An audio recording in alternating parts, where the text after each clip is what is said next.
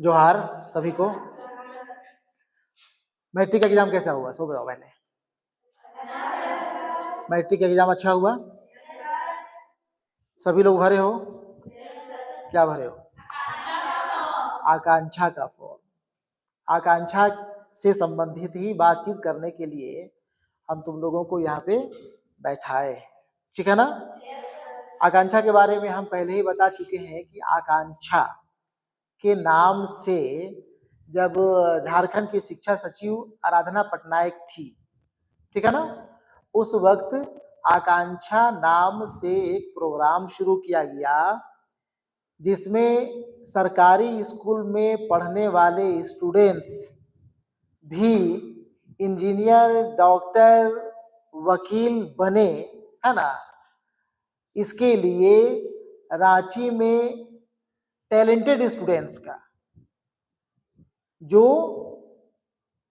Matric में अच्छा performance करते हैं और आकांक्षा के नाम से फॉर्म भरते हैं, आकांक्षा का एग्जाम देते हैं, उसमें अगर उनका सिलेक्शन हो जाता है तो रांची में फ्री में रहने का, खाने का, पढ़ाई लिखाई का इंतजाम किया गया है, ठीक है ना।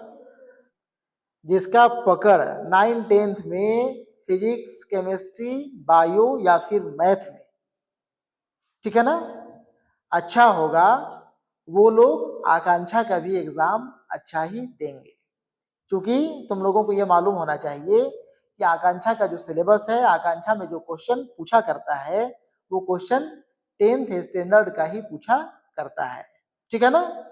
यहाँ पे और मैट्रिक के एग्जाम में फर्क ये होगा कि मैट्रिक का एग्जाम जब तुम लोग दिए तो वहाँ ऑब्जेक्टिव के साथ साथ सब्जेक्टिव भी दिए ना। और ऑब्जेक्टिव में भी ऑब्जेक्टिव ऐसा दिए कि वहां पे ऑब्जेक्टिव क्वेश्चन का जो सही आंसर था उसे लिखना था ना। लेकिन यहाँ पे तुम लोगों को OMR शीट में आंसर करना पड़ेगा, ठीक है ना, कलर करना पड़ेगा। OMR शीट में एग्जाम तुम लोग 9th क्लास में दिए थे ना। जैसे 9th क्लास में एग्जाम दिए थे OMR शीट में, वैसे ही यहाँ पे तुम लोगों को OMR शीट में ही एग्जाम देना पड़ेगा, ठीक है। एग्जाम तुम लोगों का एक ही सीटिंग में होगा। एग्जाम 23 तारीख को होगा। 23 तारीख को है ना? एग्जाम तुम लोगों का 23 तारीख को होगा, एक ही सीटिंग में। टाइम क्या दिया है? शायद 9:45 से लेकर के 1 बजे तक, 9:45 से लेकर 1 बजे तक है एग्जाम का टाइम है, जैसे मैट्रिक में था, है ना। 15 मिनट हो सकता है कि तुम लोग को OMR शीट में अपना नाम, रोल नंबर वगैरह भरने के लिए दे, क्वेश्चन पढ़ने के लिए दे, लेकिन एग्जैक्ट टाइम जो होगा वो 3 घंटा का होगा, ठीक है ना। क्या क्या चीज के लिए तुम लोग अप्लाई किए हो सबको तुम लोग को मालूम होना चाहिए। जो स्टूडेंट्स मेडिकल के लिए अप्लाई किए हुए होंगे उन लोगों को फिजिक्स, केमिस्ट्री, बायोलॉजी और मेंटल एबिलिटी का एग्जाम देना पड़ेगा। सभी पोर्शन से प्रश्न 40-40 होगा, 40-40 अंक का होगा। बस समझ गए? इसी तरह कोई स्टूडेंट्स इंजीनियरिंग के लिए अप्लाई किए हुए होंगे तो वो फिजिक्स, केमिस्ट्री, मैथ और मेंटल एबिलिटी का एग्जाम देंगे, ठीक है ना। और जो क्लेट के लिए अप्लाई किए हुए होंगे, CLAT common law aptitude test होता है फुल फॉर्म, जिससे जो है लॉ कॉलेज में एडमिशन मिलता है, वकील बनते हैं, आगे जाकर के जज बनेंगे, है ना। उन लोगों का इंग्लिश का 40 क्वेश्चन होगा, जनरल नॉलेज 40 क्वेश्चन होगा, जनरल स्टडीज 40 अंक का 40 क्वेश्चन होगा, और मेंटल एबिलिटी टेस्ट, यहां भी मेंटल एबिलिटी टेस्ट है, 40 क्वेश्चन 40 नंबर का। बात समझ गया ना। यहाँ पे क्लेट वालों के लिए कुछ नया सब्जेक्ट तुम लोगों को लग सकता है, खास करके यहाँ पे मेडिकल और इंजीनियरिंग वालों के लिए इंग्लिश नहीं था, यहाँ पे इंग्लिश है। यहाँ पे जनरल नॉलेज है और जनरल स्टडीज है क्लेट वालों के लिए, ठीक है ना। जनरल नॉलेज सामान्य ज्ञान, जनरल स्टडीज सामान्य अध्ययन या सामान्य ज्ञान में बहुत ज्यादा फर्क नहीं है, ठीक है ना। इसे ये समझा जाए मोटा मोटी कि सोशल स्टडीज का एग्जाम देना है यहाँ पे, जैसे मेडिकल वाले और इंजीनियरिंग वाले साइंस का एग्जाम दे रहे हैं, साइंस पोर्शन का एग्जाम दे रहे हैं, क्लेट वाले स्टूडेंट्स एग्जाम देंगे सोशल स्टडीज का। लेकिन इन लोगों का इंग्लिश ठीक ठाक होना चाहिए, यहाँ पे इंग्लिश का भी टेस्ट ले रहा है।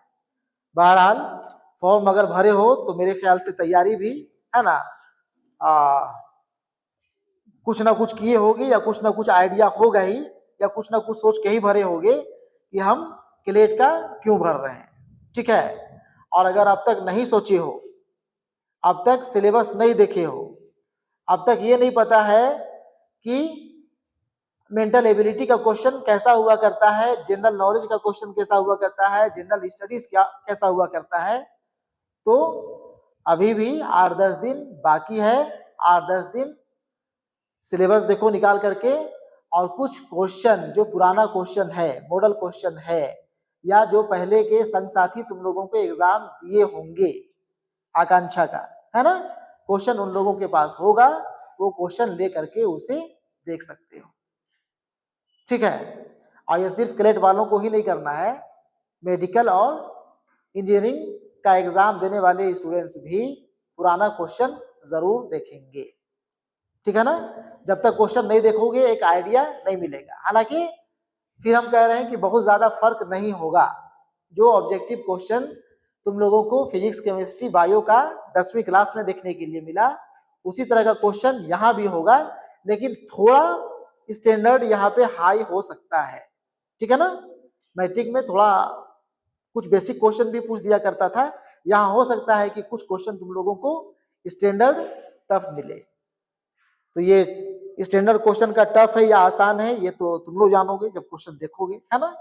कुछ लोगों को लगेगा कि नहीं बिल्कुल ठीक ठाक क्वेश्चन है, वैसा कोई बात नहीं है, और कुछ लोगों को टफ लग सकता है, इसलिए क्वेश्चन देखना चाहिए। बात समझ गया ना। 8-10 दिन बाकी है, पूरी तैयारी के साथ एग्जाम दो। डेली कोशिश यही करो कि 160 क्वेश्चन, 4 पोर्शन में कुल मिलाकर के 160 क्वेश्चन होता है, जैसे physics 40 chemistry, 40 bio, 40 mental ability का 160 हुआ ना। तो कम से कम एक दिन में 160 क्वेश्चन एक बैठक में कोशिश करो, एक बैठक में एकदम 3.25 घंटा बैठेंगे, और कोई हिल डोल नहीं, एकदम जम के बैठेंगे और बना के देखेंगे कि 160 में हम कितना क्वेश्चन बना पाते हैं।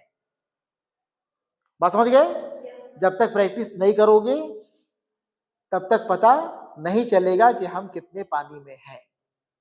ठीक है ना, और 5, 7, 8, 10 सेट अगर बना लोगे काफी कॉन्फिडेंस आ जाएगा। और सिर्फ उसे बनाना नहीं है, बल्कि जब एक बार बना लोगे, जितना भी क्वेश्चन गलत होगा सही होगा, गलत होगा उसका भी आंसर चेक करना है, देखना है। हो सकता है कि तुक्का मारने में सही कर दिए होगे तुम लोग, 100% जो है उसका आंसर पता नहीं था, है ना। तो जो सही कर रहे हो उसको भी चेक करना है, देखना है उसका आंसर, और जो गलत बना था उसका भी आंसर चेक कर लेना है, मिला लेना है। बात समझ गए। 8-10 सेट प्रैक्टिस करके जाओगे तो इम्तिहान परीक्षा जो है बेहतर से बेहतर लिख पाओगे। ठीक है ना। और एक बार जब सिलेक्शन हो गया आकांक्षा के लिए, है ना, उसके बाद देखो जा करके रांची में कितना बढ़िया फैसिलिटी है। ऐसे जो है रांची जाते हो पढ़ाई करने के लिए तो एडमिशन वहाँ पे सिंपली तुम लोगों का, अगर साइंस लेके पढ़ना चाहोगे तो 11th में एडमिशन लोगे, है ना, बायो लेकर के या फिर मैथ लेकर के।